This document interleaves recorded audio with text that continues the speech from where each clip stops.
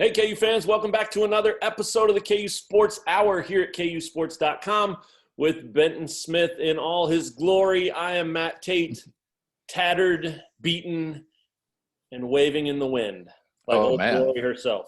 What happened to you? I don't know, man. It's hot. It's summer. And things are going crazy right now. It's about to be very busy, very fast, and that obviously means fall sports seasons are here. KU football is right around the corner now. The KU basketball program's back in town in full, getting their early work in. That includes Remy Martin and all those other newcomers that you have heard about, read about, and are waiting to see. So lots going on, but the biggest thing right now, Benton, as we're speaking, as we're having this podcast, as we're recording, there is a joint press conference happening with the Alliance. The Alliance, you may know, is something from WWF or like? Sure sounds like it. Okay, perfect. Like yeah, I agree. It sounds like a bad TV show on the WB network or something. The Alliance, part sci-fi, part real, part like happening on water. But the real alliance that's happening today is obviously the ACC,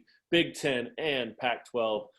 Joining forces and saying, we love each other. We are so happy to be aligned. We are going to save college sports as you know them. I mean, they're almost literally saying these things, and right. Maybe so, man. And hats off to them if they are. I mean, like that would be a fantastic thing. But there's been a lot of interesting one-liners, interesting comments, interesting things coming out of that press conference, kind of formally announcing that this alliance is going to move forward. One of them is that they are really rooting for the Big 12. They need the Big 12 to do well. It matters in college athletics. It matters in Power 5 athletics is, I think, what ACC Commissioner Jim Phillips even said. And so the interesting thing about that, right, is that if it matters and if they really want the Big 12 to do well, why not just welcome them into that alliance? You could do that. Yeah, you could right. do that. Yeah, I mean, that's hilarious to me that they – I mean, I'm sure they were asked about it. Like, hey, I noticed that this alliance doesn't involve the one of the Power 5 that isn't the SEC, the Big Right. 12, aka the Big 8, whatever you want to call what Right. they are right now going forward. But yeah, I mean, there's already 3. How difficult would it be to add another conference, especially a small one? Yeah. Add 8 teams to your 41 or whatever it is, and I mean, what difference would that make? No, that's funny. Obviously, it's kind of a tough situation for KU and these other schools that don't have a definitive future at this very moment. But you know, it's just part of this whole realignment drama, I guess. I mean, I guess it's part of why people are so intrigued by it is the unknown. Yeah, there's no doubt. And I mean, I tweeted this, but they've said a lot of nice things about Bob Bowlesby, the Big 12 commissioner. They've said a lot of things lifting up the Big 12. And to me, it kind of reads like somebody breaking up with somebody where you don't really want to crush them, but you don't want to keep dating them. So you're going to break up with them, but you're going to say really nice things before you do and really make them feel good about themselves. More importantly, though, you're going to really say nice things to make yourself feel better about what you're doing. And, you know, maybe that's what's happening here. I don't know. I mean, we don't know what will become of the Big 12. We don't know if it'll be a revamped version of it with some sort of expansion. We don't know if those 8 teams will scatter around the globe and maybe the country anyway, and kind of, you know, find new homes and whatnot. None of us know, and they don't know. And that's a very scary spot for them to be in. So I'm sure there's some interesting reactions and emotions coming out of hearing all these comments today from the alliance that's really, really rooting for the Big 12 conference.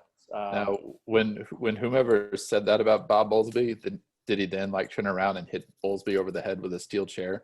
I didn't see that part. Okay. I don't think so. Right. I'm going to search for it and see if it happened. To be fair, I think all 3 commissioners that are involved in this press conference from the Pac-12, ACC, and Big Ten, I think I read a tweet that said they all praised Bowlesby as a great leader and somebody who they believe will be able to figure this thing out. We're rooting for you, Yeah. but we're not inviting you. No, right. To be determined, man. To be continued. It's wild stuff, and it's going to be very interesting. I also posted a blog today, kind of about what all this alliance business means for KU, and you know, we don't know right now. Obviously, they're not talking, you know, and nor should they be. I mean, I think that the fans, when they don't hear KU talking, because you look down the street and you see Gene Taylor at Kansas State, their AD he's been very vocal and very visible about his thoughts on the future of the Big 12 and K-State's future. And he's done multiple interviews, and KU just hasn't done that. I think when you put those two things next to each other, the general perception among KU fans is that, well, what are they doing? Just sitting on their hands. Why aren't they doing that? And I understand that wholeheartedly. But I think KU and K-State are in very different positions here. I think KU, there's a quiet confidence. They believe that things are going to work out in their favor. Maybe they will, maybe they won't. Time will tell on that. But I do think they feel better about where this is all headed than maybe K-State does. And there's a certain amount of politicking and campaigning and panicking, frankly, that has to be done on that side of things, because maybe they're not in as good a shape. None of this is known, obviously, but we just are kind of guessing at this point. But that's how it feels to me, and that's why if you're in a little bit more of a dangerous and precarious situation, I think you would talk a little bit more and say, hey, don't forget about us. Whereas Kansas, look, they're having conversations, they're strategizing, they're coming up with plans and contingency plans, and they're doing all this behind closed doors in a very tight circle. It's not like they're just waiting and sitting there with their mouths open. I mean, these are things that are happening. They just don't have to be very vocal about it. And frankly, nobody knows the timeline on this deal, right? So, you know, I think, and this is what I wrote in the blog, I mean, I think the patience is probably the best thing for KU, because the last thing KU wants to do is be very out front of this thing and boisterous and take charge and say, we are going to lead the saving of the Big 12. I mean, that doesn't do any good, because all that does is locks you into a contract potentially with teams that aren't Power 5 teams that you pull in from wherever you pull them in from. And maybe 2 years from now, or maybe a year from now, or 4 years from now, if it takes that long, maybe the Big Ten says then, we'd like to have you join us. You want in? Well, if you've got a 10 or 12-year contract that's now in this new revamped Big 12 just for immediate stability, you find yourself in the exact same position that Texas and Oklahoma are in today, having to decide whether you want to go, and probably you would always say yes to the Big Ten. But then you have to pay exit fees, there are penalties, there's television distribution rights and that kind of stuff that you could have to forfeit. So I think the patience is frustrating for KU fans, and I totally get that, but I think it's the right move for Kansas, because you want to remain as fluid as freaking possible right now. And locking yourself into a contract with Memphis and Houston and SMU and BYU and all these teams that aren't bad teams, they're just not Power 5 teams, right?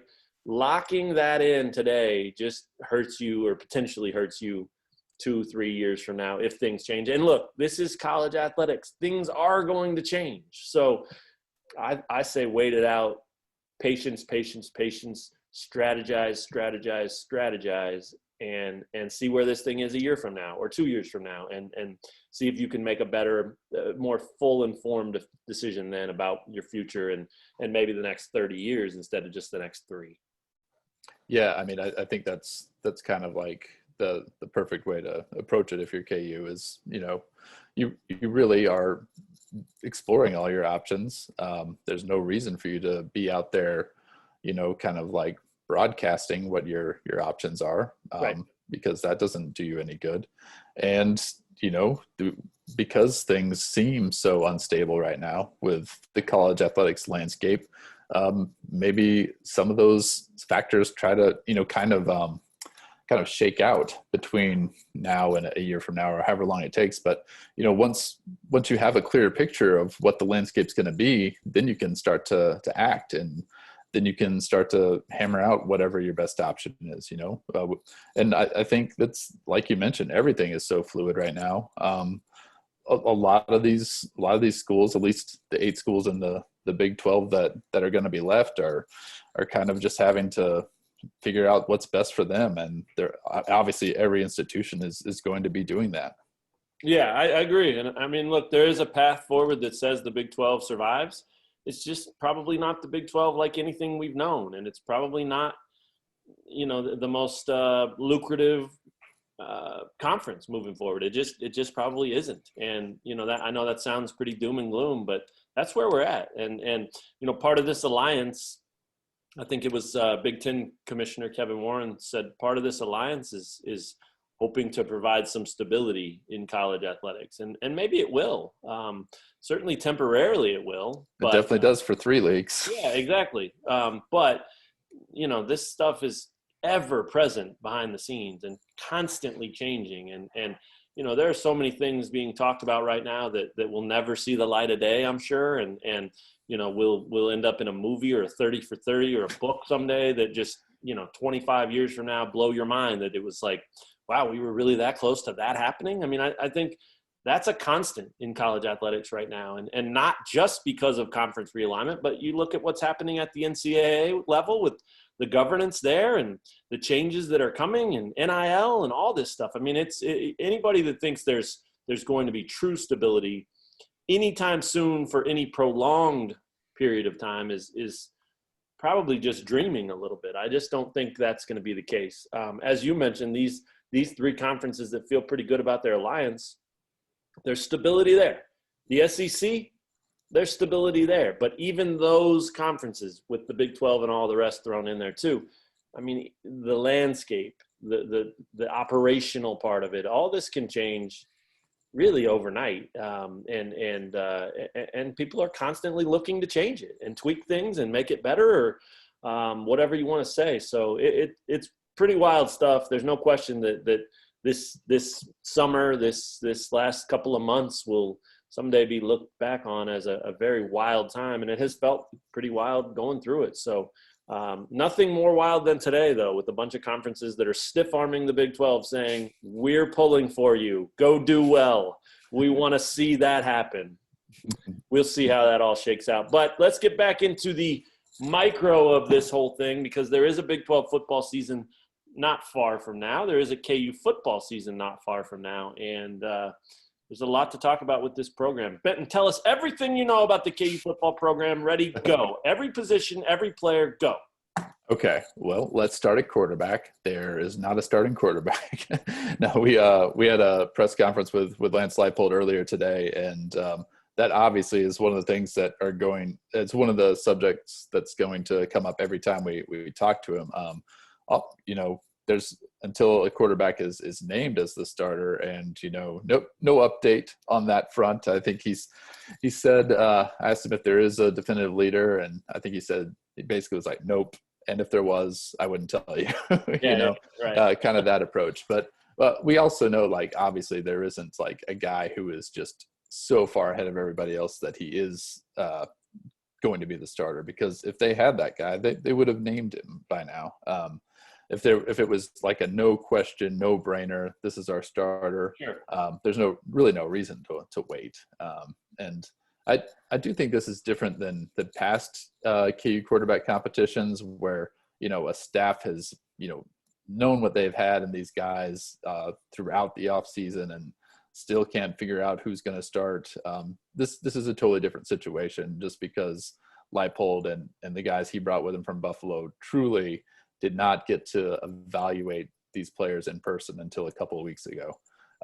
So I think they're taking the right approach with this and not rushing through it.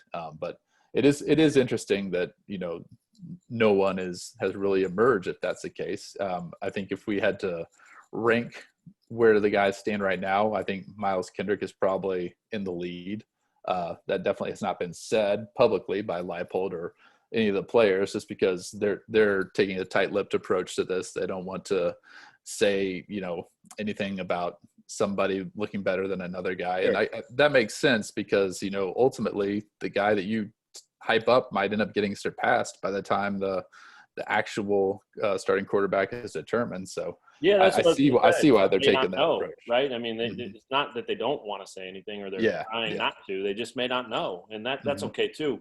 What I do want to ask you though, do you know if anybody in the Alliance press conference talked about KU's quarterback today? Did you hear anything? I didn't see anything about that, but I'm sure they're that's rooting for all three guys. yeah, I'm sure they are. But yeah, I mean, I think Kendrick is probably a slight edge, and you wrote about this the other day. Just like he's just a steady veteran guy that Sure. okay, The safe choice, right? yeah, the safe choice. He's not. I think he's kind of made a lot of progress as the leader this offseason. The level of respect that he has throughout the program has really reached a whole new level over the past several months. Guys and coaches have been super impressed with him, throughout the summer, and just like the way he led workouts, the way he led walkthroughs. So I think that carries some weight. But Yeah, go also, into that real quick. Why do you think that is? Because I mean, you've been around him a couple years. He's been yeah, around. He's been a factor. He's played. Whether he's been a starter or a backup that's come in and kind of tried to rescue the season or the game or whatever it is. I mean, he's been a guy that's around. Do you have any feel for why that leadership thing? I mean, what's changed with him or his approach? I mean, how much of that can you read into? I think the first year that he was here, when he was first brought in, he kind of had like a whole off season to kind of compete for that starting job, and ultimately didn't get it. And I think that for him might have been just kind of a personal setback that was hard for him to overcome. Okay. Just because, Younger like, too. yeah, because Right. he's a younger guy. He's more mature now. Had high hopes He's coming been to around. D1 Yeah, and was like, exactly. here I Yeah. go, it's my time, and Hmm. all that. So Yeah, and when he ultimately didn't win that job his first year here, so he would have been a sophomore at that point. But I think that was just kind of something that took some time for him to move past and maybe get behind. And sure. also, I think you see this with a lot of guys every year. Once you get to this final year, some things start to click. Maybe you kind of realize, hey, this is my last chance. I really got to lock down and kind of become take a different approach to everything I'm doing if I actually want to get on the field and do something I always thought I was capable of doing. So I think a lot of that plays into how he's kind of progressed and has become a guy that people really respect in the program. Yeah, that's cool. And obviously there's a very good chance that the philosophy and approach by this coaching staff fits him as a human being and as a person and as a quarterback a little bit better too. I mean, that we don't know. We'll see. Obviously that's part of it probably, but you can't help but think that if a guy's more comfortable, that's probably a part of the reason. He feels like whether it's the playbook and what's being called and executed is a better fit for his actual skill set, or if it's just I feel better around these dudes. I like this. This is my style. I mean, that's certainly something possible too. Now, yeah, as you mentioned, I mean, Jalen Daniels and Jason Bean. I mean, they're both obviously right there in the mix as well. Jalen played a ton last year. Jason Bean's got a ton of experience at North Texas. I kind of equated Jalen as the gunslinger of the group. If you want one of those guys that's just going to keep going and take hits and keep throwing and run around and try to make plays, there's your guy. He's very confident, very, very, very talented dude. He's just got to be harnessed a little bit. And then Jason Bean's the wild card. We've seen his stats, but do those stats translate? Can what he did at North Texas work at this level? I'm sure he believes it can. What about you? I think it sounds like during practices at camp, he's really made some progress just in terms of kind of acclimating, and that's such a big part of it, especially for a guy coming in. I know it's a new offense for all of these quarterbacks, but Jason Bean also is new to the program itself, right? He has to kind of this summer he had to get used to getting to know his new teammates and kind of finding out what's this receiver's strength, who can I trust in this situation and that. And he's also having to pick up all the nuances of Kotelnicki's offense. So it does sound like the further they get into the preseason, the more comfortable he is with the offense, and that is maybe helping him play with more confidence and be more effective. And I think that's probably the biggest thing that could help him in this race is that it is going to be a long look. They're not in a rush to name the starting quarterback. So he still has like a little bit over a week to potentially, move to the forefront. And I mean, that's not impossible. No. But so I think that's why you really have to consider that all three guys might be in it. And I don't, Kendrick kind of makes sense because if you're going to be an offense that is just kind of, running the ball in this wide zone concept and asking a lot of your running backs, then all right, of course you want a veteran kind of making those reads and checks at the line and that sort of thing. And maybe, Jalen Daniels got thrown into the fire a little too early last year, and you take some time with him, and in a year or two, he's more of a complete package. And the thing about Bean is that he's definitely like the fastest athlete back there, and he's kind of, it sounds like he's broken out some long plays in scrimmage situations that kind of maybe make the coaches realize, hey, this could bring another element to our offense. And that is what remains intriguing about him to me, is that if you also have a super athletic guy that can make plays with his feet when things break down, that could actually, be really helpful, even if you are primarily a running team already. Pop quiz, 1, 2, or 3. Those are your answers. How many of those quarterbacks play this season? Play or start or just play? Let's go play. Yeah, let's go play. Just play. I'd guess at all three at some point, because Sure. there's 12 games and there's going to be injuries almost inevitably. I don't think it'll be a situation where they're just like playing all three of them in a game week. Just let's see what happens. Oh, yeah, that doesn't. That is not the way Lance Leipold and the staff operates. So that's good news if you're a KU football fan. There's no more of that. Well, we'll just rotate. This guy's going to play 2 series, and then the other guy will play 2 series. That's not going to happen. Right, and like, thank goodness, right? I mean, I just think that the odds of them finding a guy and sticking with him, not great. I mean, they probably good odds that all three of these guys are going to get a crack, but it's certainly not the intended goal. It's not what they're trying to do. And that's just further proof that this is a group of coaches that has a system, has a philosophy, knows what they're doing, and is going to keep doing it. And they believe it'll work because it has everywhere they've been. So I want to talk about that, though, the coaching staff, because we were joking about this before we hit record a little bit. I mean, this is all still new to those guys, and to particularly Leipold, because, he's the one that has to talk the most as the head coach.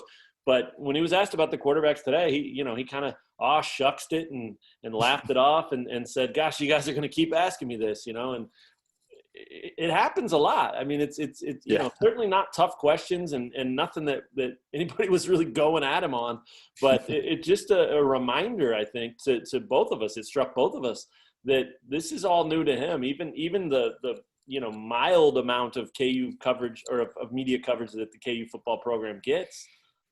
This is different than what he's used to, and he's a good talker. He's comfortable. I think he gets to know people, and that's all part of what he's about. But this whole thing of these things being kind of daily, important daily, and keep coming up and questions about the quarterback every time he talks. I mean, I think that's all new to him, and yeah. How's that struck you? Have you been amused by that like I have? I mean, it's very innocent and very likable in a lot of ways. It just shows you, hey, this is a dude who came from Buffalo who had maybe 1 or 2 guys or gals that went and covered their games and covered their practices and cared what that program was doing. And also was in the shadow of New York City, where there's plenty of other sports happenings going on. And also you're competing with the Buffalo Bills, which right. by all accounts is what that town lives and dies for. Right, so, right. Yeah, it's a totally different ball game out here. I think it's just kind of like also he's not used to this, being at this point of an off season and knowing so little about what's coming ahead of them. This is a guy who was at Wisconsin Whitewater for 8 years, was at Buffalo for 6 years. And it's everything that he's done has been about stability and program building. And he is still a few months into a program that has had none of that. So that's probably, I'm sure that's part of it for him when we keep having to ask him about the quarterback competition, is that, he would probably love to have come into this job with a, starting quarterback already determined, or a returning starting quarterback that they knew they could trust, that type of situation. So everything's different for him this year than it has been in the previous 14 years of his career. And, oh, by the way, he has to prepare for a game very soon. Yeah. I mean, right? Like, there's all these things, and he mentioned it today. You just alluded to it there. I mean, this is not where he would normally be. He would have a much better grasp of everything right now, but they're behind, and that's because of the circumstances of the hire, and nobody's fault. It's just life and facts. And so you do the best you can. I don't imagine he's sleeping much. I don't imagine any of those coaches are sleeping much. And, not insomnia. I'm just saying burning the candle at both ends, trying to get as much work and evaluation and things like that in as you can, because whether you like it or not, September 3rd is right around the corner, and you have to put at least 11 guys out there to start. And you go from there and see how it goes. But that's going to be here before you know it. And it sounds like Sunday is basically when they'll transition into the start of game week. And so I'm sure some of this week is continuing to be about development and just skills and drills and things like that. But a lot of it's probably looking forward to and kind of blending those two together. But once Sunday hits, it's no longer we got to get our third and fourth string guys some reps and let's see how they look. It's let's focus on this two deep that we've developed. Let's make sure those guys are ready to play and we can have that next man up philosophy, because we might need all of them in the first game. And let's put our best foot forward and see if we can't freaking go win a football game. If they can, things go different from there. If they can find a way to win that game, 1-0 Kansas football under Lance Leipold is going to get people's attention. It's going to make people feel good. Then you get another crack and you go to a Coastal Carolina team that has owned you. And you go to their place and they're probably going to be ranked. And if you could find a way there, if things are, that's about as dream start as you can get. 2-0 with a road win over a ranked team. Come on. I mean, that's getting way ahead of the game right now, but is that impossible to envision? No, I don't think so. It's just, we will know so much more about whether that's even a possibility when we actually get to see this team play for a quarter or a half or a full game. And then you kind of see what it's all about, how it looks. But I do think they'll be very prepared as best they can be. I do think they'll be very disciplined. And if you don't see those things, then it doesn't mean here we go again. You have to remember to give them some grace, I think, and remember that they are just taking this thing over on the fly. So give it another game or two and see if that discipline and things like that improve. If they do, then maybe it's worth jumping on for the ride. If they don't, then you can start grumbling and say, hey, here we go again. So let's hope we don't get to that point. I mean, we don't root, we don't care. The score's 0-0 when we get there, and we have to tell you how it got to the final score. But it'd be cool to see something different, wouldn't it? Yeah, I think probably for the fans, maybe a good way to look at this thing is like, I mean, to me, my expectation is that this team is going to get better throughout the season. I think you're going to see progress. I think, I think it's going to probably be a much more competitive team in November than it is in September. That's got to be a possibility just because of the things we mentioned about the timing of when this coaching transition happened, and they're trying to implement, a completely new culture, completely new program, and that's going to take time. And there's a lot of unknowns right now, late in August when the season opener is September 3rd. So I think you're going to see the team make progress throughout the season. So, I mean, even if they do, get blown out by Baylor in week 3 or something like that, I don't think you're going to see that type of performance or the same type of execution even a month later. I think that's going to be really interesting to watch. I know it's probably not what fans want to hear, but I think the fans who are kind of tuned in and know where this program's at realize this isn't going to be like an automatic winning season just because you brought in a new head coach. You still got a long way to go. You still have miles to go. ESPN Plus. Shout out to last year. Miles to go. All right, we got a few minutes Okay, left sorry. before we totally send this thing into the tank with comments like that. Let's go over real quick, Benton, other things that have stood out to you from camp. You've been out there bright and early every morning. You've talked to almost the entire roster by now, I think. They've done a great job of being Yeah, out that's been great. there. What stood out? Yeah, I mean, whether it's position strengths or guys you've enjoyed or been surprised by. I mean, anything like that stood out here over the last few weeks. To me, probably one of the things that has stood out the most, and it's just because of how important this is going to be for the team, is that they really do seem to think that there's been significant progress with the offensive line this offseason. And a lot of that is because of personnel, guys that they've brought in. You know, you're very fortunate to be able to add a Mike Nowitzki, who's going to come in here and start at center from day one. You know, he started literally every game for Buffalo the past 2 years. And, you know, he did that from the moment he was a redshirt freshman on, and was an all-MAC first-team player. So you're adding a veteran who is a winner up front at center. And I mean, the O-line was such a disaster last year. Just to be able to add that type of guy, and he's been the type who, you know, he first got here in June from that moment practices, but he started literally installing the offense with his new teammates, right? I mean, he was like, Absolutely. all right, this is this play, this is our assignments, this is what you need to know. So I mean, he has been extremely important for where this team is going and where it is right now. Do you picture him running routes with guys and and showing them routes and, you know, absolutely throwing them deep balls? Yeah, I mean, you picture him just doing all of it.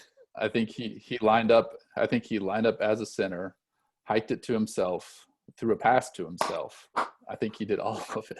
Love that. Yeah, that really high pass that you can go run under. Absolutely. Yeah. But also, I think Scott Fuchs is really impressive as an O-line coach. Totally agree with that. That guy is. We've been able to watch him a little bit during practices. No nonsense, but also a very good teacher when it comes to just like showing the guys what he needs them to be doing and how he needs them to approach different techniques and that type of thing. And it seems like the players have really responded well to him. So between Fuchs and Nowitzki, and then even Colin Grunhard, who was here in the spring, you know, former walk-on at Notre Dame, and it was obviously flexible, moving from center to now looking like probably going to be the right guard for this team if he's able to play this year. So, I mean, you're just looking at a totally revamped unit from an energy standpoint, from kind of I think it has to help for the guys that are back too, that you don't feel like you're the same group that had those struggles this year. You almost feel like a totally different unit up front.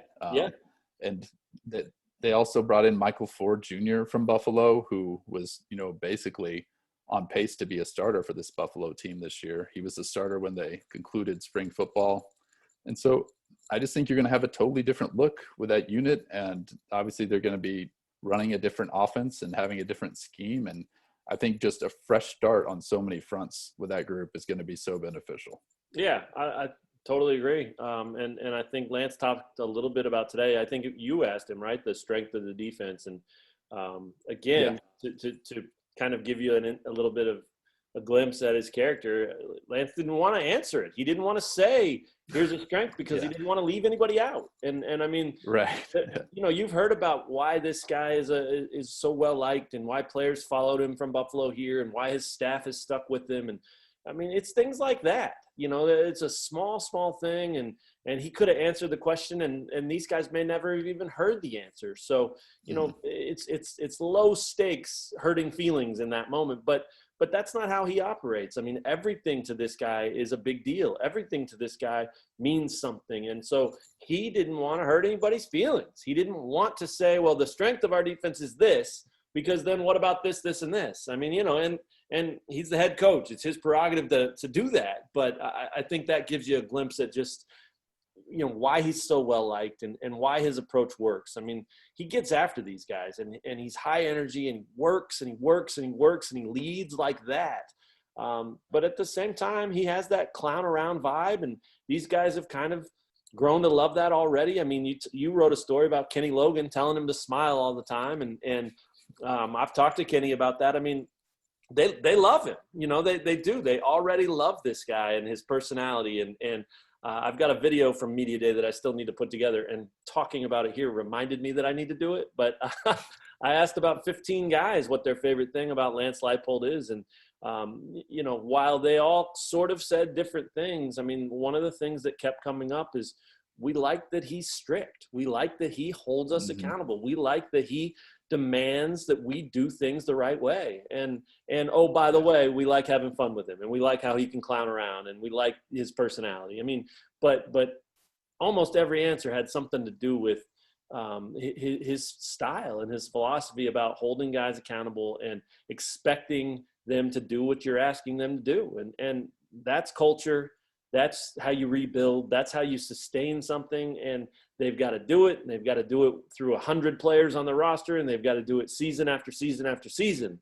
But only time will tell if that happens. Right now, it appears that they're in a pretty good place. I mean, it appears as if things are lining up and falling into place the way they would want them to. Now they just have to see how that looks on the field on Saturdays or Friday nights, as the case would be, for a couple of games to open this season. So I think that, you know, there's plenty of reason for fans to be optimistic. But optimism has to stop with wins and losses. That's not it right now. You're not going to be optimistic that they're going to go win 5 games. You're going to be optimistic that maybe this time it actually is different and good things are coming. Benton, final thoughts. Take us home after that monologue or prologue or closed log or whatever you call what I just did there. But, yeah, any final thoughts about camp so far? And then we'll be back next week for another podcast that kind of previews the season a little bit more and maybe even gives you a prediction about what I just talked about, wins and losses, even though we shouldn't be doing that, or no one should be. But we're going to, darn it. So we'll have more of that next week when it'll be game week. So Benton, take us home. Yeah, I would just say overall with kind of the access that we've got as media members kind of covering this team this month, we've really gotten to talk to a ton of people. We've talked to all the assistant coaches. You know, obviously talked to Coach Leipold a number of times. Talked to so many different players, and it's the outlook in that group. I think the coaches are a little bit more measured because they realize, you know, how difficult it is to win on Saturdays or Friday nights. But the players are totally upbeat, and it's not just because you know, that's the way they always are heading into a season. I think it really is because of some of the culture change that's happened that you referenced, that kind of like guys are being held accountable. There are strict ways that this coaching staff goes about doing things, and they hold these players to a high standard. And I think for a lot of these players who have been around for a few years, that's really welcoming, and that makes them feel like, hey, we're going to be a more presentable group on Saturdays. We're not going to go out there and get embarrassed because we're taking the correct approach. We're going about everything in the right way. Obviously, that doesn't mean you're going to go, you know, be bowl eligible, but I think guys are really kind of excited to see what they can do for this coaching staff because they like playing for them. And I think for the guys who've been around, they're excited to, you know, be more competitive because they have definitely had a rough go of it the past few years. Very well said. Very true. And we will see what it means very, very soon. Thanks for the time today, Benton. You're a hero to all of us, especially those in the Alliance who they would just like to let you know that they're rooting for you. And definitely, yeah. They want you to. And then they're going to throw me off the top of a steel cage right after they say that. Whatever happens, it'll be on television. Don't worry. But no, it'll be fun to see where this thing goes to start the season. And like I said, it's August 24th right here, right now. We're running out of days in August, and then September's here, and it's go time. So going to be a lot of fun to follow and see if it is, in fact, different this time. Benton will be there every step of the way. I will be there a step or two behind him. But that's all we've got for today's KU Sports Hour. Like I said, we'll be back next week, and it'll start for real then. So for Benton Smith, I'm Matt Tate. Thanks for checking out the KU Sports Hour here at kusports.com. And we'll talk to you guys again real soon. Take care, everyone.